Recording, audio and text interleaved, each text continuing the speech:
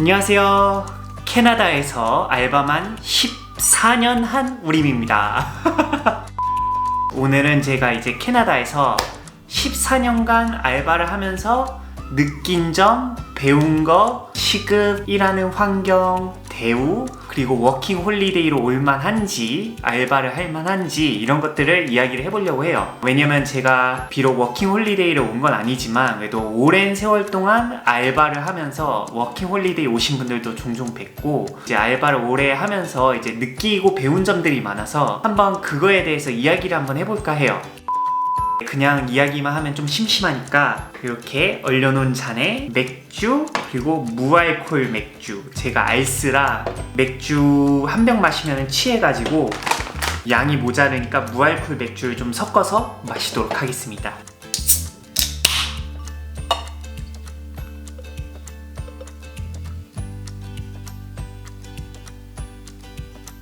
자, 짠!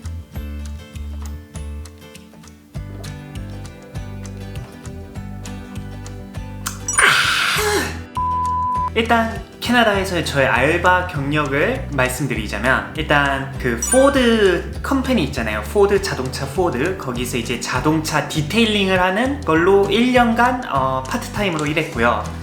그리고 제가 파트타임으로 일했다는 거는 여름방학 한 3-4달 동안은 풀타임으로 일하고 학기 중에는 이제 일주일에 한 번이라든가 간간히 일하는 걸 저는 파트타임이라고 말을 하는 거예요, 저 같은 경우엔. 그 다음에 이제 팀 호튼스, 캐나다에서 한마디로 던킨 도너츠 같은 거예요. 미국의 던킨 도너츠 같은 거죠. 거기서 이제 3년간 파트타임으로 일했고, 그러고 나서 이제 컨비니언스 한 반년 정도 일했고요. 그러고 이제 일본 식당, 일식당에서 서버로 9년간 일을 했습니다. 9년.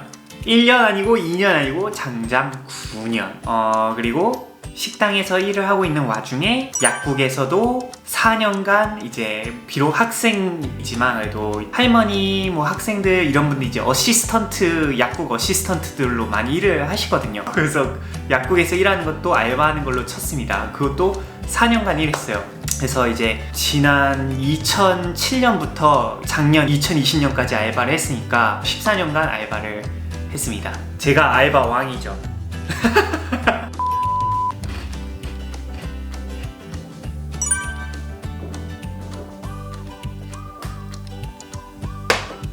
좋다. 제가 첫 번째로 일한 알바는 제가 말씀드렸다시피 포드 자동차 컴퍼니에서 자동차 디테일링을 했어요. 자동차 디테일링은 이제 차를 닦는 건데 그거에 엄청난 업그레이드판이에요. 그래서 단순히 차를 닦는 게 아니라 여러분들이 이제 막 차 전시회를 가면 진열해 놓는 차들을 보잖아요. 막 삐까번쩍한 그런 거를 하는 걸 디테일링이라고 해요. 단순히 겉에만 그렇게 하는 게 아니라 안에도 완전 모래 하나까지도 싹 다 없애고, 그런 진짜 엄청나게 육체적으로 힘든 그런 알바입니다. 제가 캐나다에 2006년에 가가지고 이제 2007년 여름에 알바를 구해야 되는데 제가 영어를 잘 못하잖아요. 그래서 막 영어를 쓰는 알바를 차마 제가 구하지 못하겠는 거예요. 그래서 차에서 디테일러를 구한다 그래가지고 한번 가서 인터뷰를 했죠. 그래서 인터뷰를 하는 사람이 저한테 묻는 거예요. 너 영어도 이렇게 좀 못하는 것 같은데 왜 우리가 너를 뽑아야 되겠냐 이러길래 저는 너도 보시다시피 나는 영어를 못한다.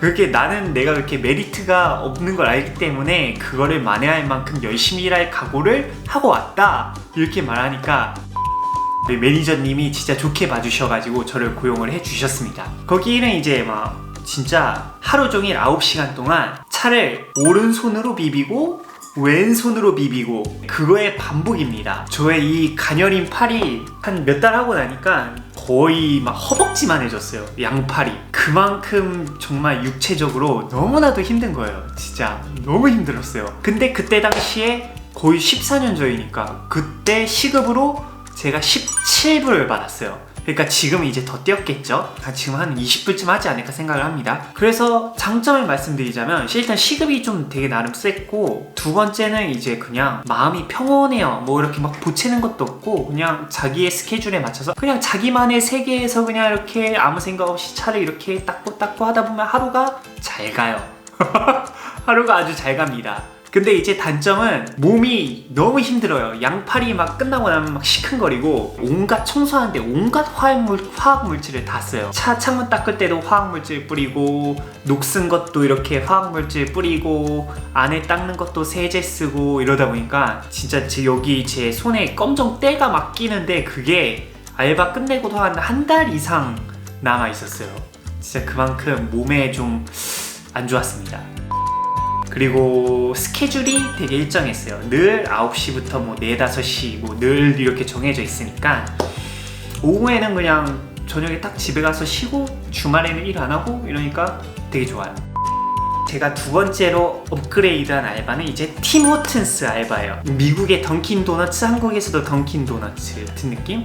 한국에서 이제 막 롯데리아처럼 흔하면서 커피, 도너츠, 머핀, 그리고 샌드위치, 수프 이런 것들 파는 데인데 좀 가격은 이제 막 스타벅스처럼 높은 게 아니라 저렴한 가격으로 파는 그런 거예요. 정말 많이 있습니다. 막 한 동네마다 다 있어요. 제가 이제 차 알바에서 이제 좀 영어가 좀 늘은 것 같고 나도 이제 좀 영어 좀 많이 쓰는 알바를 해보자 해가지고 팀호튼에 지원을 하러 갔어요. 제 동네에. 근데 정말 운이 좋게도 그 팀호튼에 제 외국인 그 같은 반 고등학교 애가 슈퍼바이저로 일하고 있던 거예요. 그 애가 이제 딱 제가 면접 지원하러 온 거 보고 매니저한테 말을 좋게 해줬나 봐요. 그래가지고 저는 진짜 운 좋게 또 뽑혀 들어갔죠. 진짜 약간 어디서든지 간에 인맥은 좀 중요한 것 같긴 해요.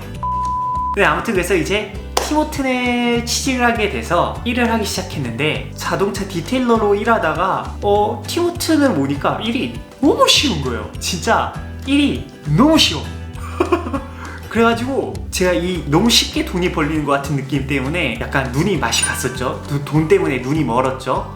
그래가지고 일주일에 80 몇 시간씩 일을 했었어요. 왜냐면은 이제 저희 팀호튼이 그때 한두 달간 인력이 좀 부족했었던 것도 있고 그리고 제가 너무 일을 하고 싶었던 것도 있고 좀 자랑 같지만 저는 일을 늘 열심히 하거든요. 매니저님이 이쁘게 봐주셔가지고 저를 진짜 제가 원하면 시프트를 다 줬었어요.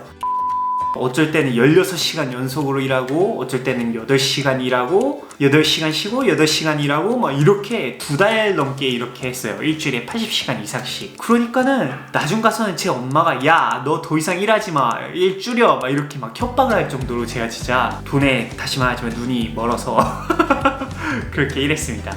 근데 이게 상대적으로 쉬운 거지만 엄청 쉽지는 않아요. 왜냐면 이제 팀호튼은 손님들이 진짜 많이 와요. 이제 모든 캐네디언들이 즐기는 커피숍 같은 거기 때문에 늘 바쁘고. 근데 이제 장점은 시급은 거의 미니멈 웨이지예요. 근데 이제 팁이 있어요. 손님들이 커피 사면서 막 25센트, 50센트, 뭐 10센트 이렇게 막 팁을 주거든요. 근데 이렇게 팁을 한 사람당 많이 주는 건 아닌데 하루에 수백 명이 그렇게 주고 가면은 나중 가서 진짜 동전이 어마무시하게 쌓이거든요. 그걸 이제 막 분배를 해서 나눠줘요. 그래서 제가 한 여름 동안 그 동전들을 모아서 운동화 신발 박스에 모아봤어요. 그때만 여름이 끝나니까 신발 박스 이따만한 게 돈전으로 다 가득 찬 거예요. 은행에 갖다 줘봤더니 한 1000불 가까이 나왔었어요. 동전으로.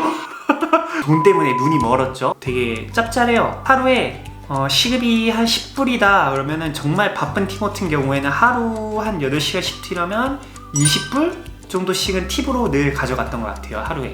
그리고 근데 이제 무엇보다 마음에 드는 건 이제 모든 물품들이 뭐 이렇게 막 엄청 비싼 게 아니잖아요. 뭐 1불, 2불짜리들이다 보니까 실수를 뭔가 했을 때 약간 그걸로 받는 스트레스가 상대적으로 엄청 적었어요. 제 매니저가 되게 착한 거일 수도 있겠지만 뭐 예를 들어서 매니저 어떡하지? 커피 저 손님 잘못 줘버렸어. 어떡해. 아 진짜? 괜찮아. 그냥 다시 만들어. 그냥 다시 돌아오겠지. 매니저 나 어떡하지? 나 저 사람 도넛 잘못 줬어. 아 어떡하지? 아 진짜? 괜찮아. 다시 올 거야. 매니저 미안해. 여기 오는 길에 요 머핀 떨궈버렸어. 머핀이랑 도넛 이거 어떡하지? 아 진짜? 그럼 그냥 다시 새 거 가져와. 물론 실수를 계속 반복하면은 잘립니다. 실수를 해도 괜찮다는 게 아니라 실수를 해도 다른 직종에 비해서 좀 많이 관대하다는 거죠. 실수에 대해서. 손님들도 좀 은근 이제 막 그렇게 막 하루 이틀 겪는 일이 아닌 것 같아요. 막 이제 매일같이 커피를 사 마시니까 뭐 종종 있겠죠? 그래서 뭐 물론 화내시는 손님들도 가끔 있지만 대부분의 손님은 그냥 웃으면서 다시 돌아와서 나 이거 커피 잘못됐어 막 이러시고. 그래서 네, 일 실수로 인해서 받는 스트레스가 상대적으로 되게 적었어요. 다른 쪽의 스트레스는 이제 약간 고등학생들 되게 많이 일하시거든요. 그러니까 늘 약간 드라마가 있어요. 막 같이 일하는 사람들끼리 막 서로 싸운다던가 이런 드라마. 그래서 저는 그냥 늘 거기서 조용히 일만 했거든요. 그러니까 사람들이 좋아하더라고요. 왜냐면 저는 그냥 그 티모튼에서 스위스 같은 존재? 중립? 그러다 보니까 저를 되게 모두가 좋아했어요. 저는 그냥 결코 싸움에 끼어들지 않고 그냥 그랬구나. 너랑 걔가 싸웠구나. 그랬구나. 이렇게 해주니까 사람들이 다 저를 좋아해 주셔서 네.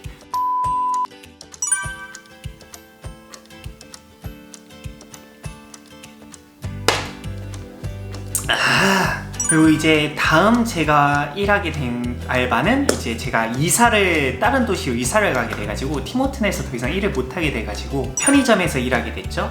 편의점에서 일을 하게 됐는데 거기는 진짜 뭐 여기 한국에서도 편의점 있잖아요. 비슷해요. 단지 진상이 정말 상대적으로 적어요. 한국에 비하면 진상이 없진 않습니다. 근데 진짜 상대적으로 적어요. 그리고 일도 되게 편해요. 그래서 이제 일 막 스타킹 같은 거 다 해놓고 청소해놓고 이러면 이제 그냥 자리에 앉아서 손님 오면은 도와드리고 없으면 그냥 막 내 게임을 한다던가 공부를 한다던가 책을 읽는다던가 이렇게 자유시간이 있으니까. 근데 이제 단점은 돈이 별로 안 돼요. 그냥 진짜 딱 미니멈 웨이지고 시간을 꾸준히 받는 것도 거의 없고. 그래서 컨비니언스는 굳이 캐나다까지 와서 하는 건 좀 아닌 것 같습니다. 컨비니언스가 끝나고 제가 다음 업그레이드 된 알바는 이제 일본 식당이죠. 일식당에서 이제 서버를 하게 됐습니다. 제가 그 일식당에서 9년을 일하게 된 이유가 정말 돈이 짱이었어요. 진짜 팁이 짱! 돈 때문에 눈이 멀었죠. 심지어 그 제 사는 데에서 일식당까지 버스를 2번 갈아타면서 가고 오고 하는데 왕복으로 3시간이 걸려요. 근데도 이제 거기서 일을 계속 하게 된 이유가 진짜 다시 말하지만 돈이 진짜 짱이었어요. 왜냐면은 제가 거기 딱 가서 처음에 훈련을 받은 날 저녁에 이제 서버들 훈련 중이니까 이렇게 돕기만 했거든요. 그랬더니 막 서버들이 이제 가면서 퇴근하면서 도와줘서 고마워 이러면서 자기네들 받은 팁에서 한 5불 10불씩 이렇게 주고 가니까는 팁으로 한 30불이 이렇게 손에 들어와 있는 거예요. 그건 4시간 일했는데. 그래서 이 팁을 보니까 막 와 진짜 막 또다시 그 티모튼 때처럼 또 돈에 눈이 멀어가지고 와 진짜 대박이다 해가지고 정말 열심히 일하기 시작했어요. 그러니까는 매니저도 저를 이쁘게 봐주셔가지고 이제 막 식당에서 일하면은 특히 금요일 토요일 저녁이 진짜 대목이긴 날이거든요. 바쁜 식당들은. 그래서 금요일 토요일 저녁들은 늘 저를 막 꽂아주시고 막 이래가지고 제가 한 100불을 판다 손님한테 그러면은 한 10불은 팁으로 내게 되는 그런 급이 된 거예요. 그래서 예를 들어서 제가 한 시프트를 뽕 빠지게 일해서 1100불을 팔았다 쳐요. 1500불어치. 그러면은 팁이 150불이 계산을 안 해봐도 대충 그 정도가 생겨요. 팁으로만. 그래서 진짜 너무 돈이 잘 벌려요. 정말 식당이 좀 나름 가격도 있고 경쟁력 있고 바쁜 그런 데서 이제 일을 하면은 돈이 굉장히 잘 벌립니다. 그리고 이제 손님들하고 영어로 늘 대화해야 되기 때문에 영어도 되게 잘 늘어요. 세 번째는 이제 서버들은 8시간, 9시간 이렇게 스트레이트로 일하는 게 아니라 보통 점심 4시간, 저녁 뭐 한 5, 6시간 이렇게 시프트가 이렇게 정해져 있고 뭐 3시부터 5시 사이에는 이렇게 딱히 시프트가 없어요. 그래서 그냥 한 시프트다 그러면 보통 4, 5시간 일하는 거거든요. 그러다 보니까는 이제 그냥 내가 뭐 화요일날 저녁에 시간이 벼 그러면 그때 일할 수 있고 뭐 아니면 금요일 저녁에 일할 수 있고 그래서 뭐 시프트 뭐 사이드 잡으로 이렇게 갖고 싶다 그럼 되게 좋아요. 저희 식당에서 일하던 정말 많은 분들이 이제 식당 일을 그냥 사이드 잡으로 이렇게 한 거죠. 뭐 좀 엑스트라 돈을 벌고 싶을 때 일하는 그런 걸로. 근데 이제 단점은 일이 진짜 고돼요. 육체적으로도 고되고 정신적으로도 되게 고돼요. 왜냐면은 육체적으로는 제가 양보 시계 이거를 재봤거든요. 그러니까 하루에 보통 2만 보 이상씩 늘 걸었고 바쁜 날은 안 바쁜 날은 네. 그리고 이제 정신적으로 이제 정말 힘든 게 만약에 손님들이 뭐 한 번에 너무 들이닥치고 해서 정말 바쁘잖아요. 그러면 이제 저희가 이렇게 빨리 그 손님들한테 못 가주고 계산 뭐 빨리 못 받아주고 음식 못 갖다 주고 그러면 저희들한테 화를 내고 짜증을 내고 이러니까 스트레스가 정말 많이 쌓입니다. 정신적으로. 그리고 만약에 저희가 오더를 잘못 이렇게 플러그인 해가지고 실수가 나요. 그럼 그것도 되게 좀 난리가 나고 좀 안 좋거든요. 왜냐면 이게 막 DC 하나에 뭐 10,000원, 20,000원짜리인데 실수가 나면은 그거는 좀 안 좋죠.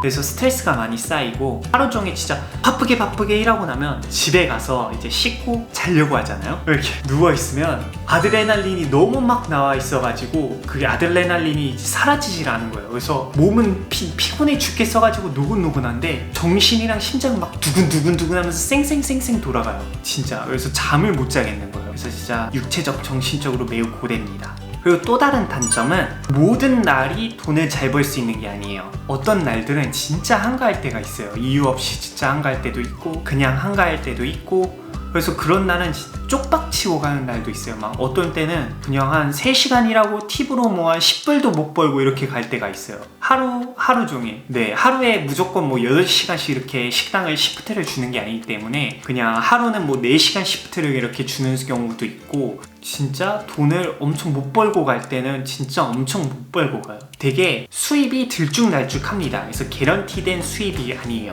왜냐면 대다수의 돈은 시급보다는 팁에서 들어오기 때문입니다. 시급보다는 오히려 팁에서 많이 벌죠. 그래도 진짜 만약에 운 좋게 좋은 식당에 들어가신다면 돈은 진짜 잘 버실 수 있어요. 저 같은 경우에는 하루에 어쩔 때는 하루 종일 일해서 팁으로만 300불 이상씩 벌어갔던 적이 있어요. 팁으로만. 그러면 한국 돈은 팁으로 25만원에서 30만원을 벌어갔다는 거죠. 돈 때문에 눈이 멀었죠. 진짜 어마무시합니다. 그래서 워킹 홀리데이를 만약에 좋은 식당에서 서버로 일하실 수 있게 됐다, 그런 게 정말 최고의 경우인 것 같아요. 마지막으로 약국에서 알바를 하는 거는 많은 아주머니, 할머니, 그리고 이제 많은 뭐 몇몇 대학생들이 이제 그냥 약국에서 이제 어시스턴트로 알바를 하시는 분들이 되게 많아요. 왜냐면 자격증이 필요한 것도 아니고 그렇기 때문에 제가 약국을 이것도 포함을 시켰는데, 약국은 이제 미니멈 웨이지보다 한 1불, 2불? 아니, 한 2불, 3불씩은 더 받는다고 보시면 돼요. 예를 들어서 한 시급이 한 14, 5불? 15, 6불? 뭐 이 정도를 받는다고 보시면 돼요. 근데 저는 시작부터 말씀드릴게요. 비추입니다. 왜냐면 약국은 사람들이 즐거운 일로 오는 게 아니기 때문에 이미 화가 나 있어요. 잠깐만, 이거 좀 마시고. 사람들이 이미 화가 나 있는 상태로 오기 때문에 다른 데에 비해서 진상들도 많고 일도 정신적으로 매우 고되고 돈도 그렇게 많이 받는 것도 아니고, 그래서 매우 비추합니다. 어떨 때는 전화가 와요. 그래서 예, 약국입니다. 어떻게 도와드릴까요? 그러면은 진짜 농담 안 하고 한 번은 저기 그 랍스타가 거기 파는 거 얼만가요? 를 묻는 거예요. 그래서 제가 예? 저기 죄송한데 여기 약국인데요? 그러니까는 그분이 약국 거기 식료품점 안에 있는 거잖아요. 좀 가서 보고 와주세요. 이러는 거예요. 그거 어떻게 해요? 막 괜히 이렇게 막 안 된다 그러면 컴플레인 걸까봐 가서 보고 왔죠. 그래서 말해줬죠. 그럴 때면 또 제 매니저가 저한테 넌 그거를 왜 하냐, 그냥 끊지. 그래서 만약에 여러분들이 알바로 뭐 약국이 사람을 구한다 그러면 걸으세요. 그냥 걸으시는 걸 추천합니다. 여기서 정말 오래 일 막 몇 년간 하신 거 아니면 그냥 걸으시는 걸 추천합니다. 네, 그러면 이제 제가 이렇게 제가 겪어봤던 알바에 대해서 쭉 장단점을 한번 이야기를 해봤고요. 그러면 결론적으로 캐나다 워홀을 올만한가 이야기를 해보자면, 제가 겪어본 바에 의하면 오시는 건 좋은데 확실히 영어가 되셔야 돼요. 왜냐면은 영어가 안 되시면은 당연하게도 나름 상대적으로 괜찮은 알바를 구하기가 힘들죠. 물론 제 첫 번째 알바, 이 자동차 디테일링 하는 그런 알바, 이렇게 몸 쓰는 알바도 있긴 해요. 또 시급도 되게 잘 쳐주고, 근데 정말 농담 안 하고 몸이 엄청 고되고, 그리고 그런 알바 자체도 구하는 것도 은근 힘들어요. 이제 막 식당 뭐 보조일, 뭐 이 식당 보조일, 아니면 카페 알바일, 뭐 이런 것들은 상대적으로 이렇게 많으니까 많은 사람들을 구하는데, 이제 막 몸 쓰고 이런 거는 이제 전문적으로 하시는 분들이 주로 많이 있기 때문에 구하기가 은근히 힘들어서, 그래서 이제 제가 추천드리는 건 이제 팁이 있는 요식업 알바가 최고예요. 물론 지금 코로나 때문에 요식업계가 거의 다 죽어가고 있죠. 그래서 제가 말하는 건 이제 코로나가 없던 시기와 코로나가 다행히도 사라지고 난 이후에 만약에 워홀을 생각하신다면 그때를 위해서 말씀을 드려놓는 거예요. 제가 캐나다에서의 사는 생활비를 대충 계산해 보면요, 제가 사는 뭐 할리팩스라는 중사이즈 도시 같은 경우에는 나름 그냥 그저 그런 아파트 사는데 렌트비로 한 달에 1,100불이에요. 근데 물론 다행히 룸메이트 같은 걸 구하는 데로 들어가면은 한 5,600불, 6,700불 정도로 구하셔서 들어가실 수가 있을 거예요. 6,70만원. 거기에 막 전화비, 인터넷비, 핸드폰비 막 이런 거 하면은 기본 생활비로 최소 100만원에서 한 150만원까지 깨지는 걸 고려를 하셔야 되기 때문에, 캐나다 인건비가 아무리 좋고 팁도 많이 번다고 하셔도 1,500불 이상 버실 수 있는 직종을 꼭 구하셔야 되기 때문에 팁이 꼭 있는 그런 요식업계 쪽을 강력 추천합니다. 그러면 이제 피해야 되는 알바는 무엇이냐 말씀드리자면, 당연하겠지만 미니멈 웨이지만 받는 그런 알바는 피하셔야 돼요. 이게 무슨 팁이냐라고 생각하실 수 있겠지만, 이거에도 조건이 있어요. 그 조건이 뭐냐면, 미니멈 웨이지만 받는데 매주 꾸준하게 40시간씩 주는 그런 데다, 그리고 일도 나름 편하고 괜찮다, 그러면 그거는 되게 좋아요. 다니실만 해요. 그거를 다니시면서 뭐 사이드 잡을 하나 또 구하시면은 괜찮기 때문에. 근데 이제 제가 걸러야 된다고 말씀하는 거는 미니멈 웨이지인데 35시간, 40시간을 꾸준히 개런티를 안 해주고 뭐 20시간씩만 일하게 해준다, 이런 데는 그냥 안 보고 그냥 걸으시는 게 나으실 수도 있어요. 두 번째는 케이스 바이 케이스, 케바케지만 어지간하면 솔직히 말씀드리면, 저도 한국인이기 때문에 저 한국 사람을 정말 좋아합니다.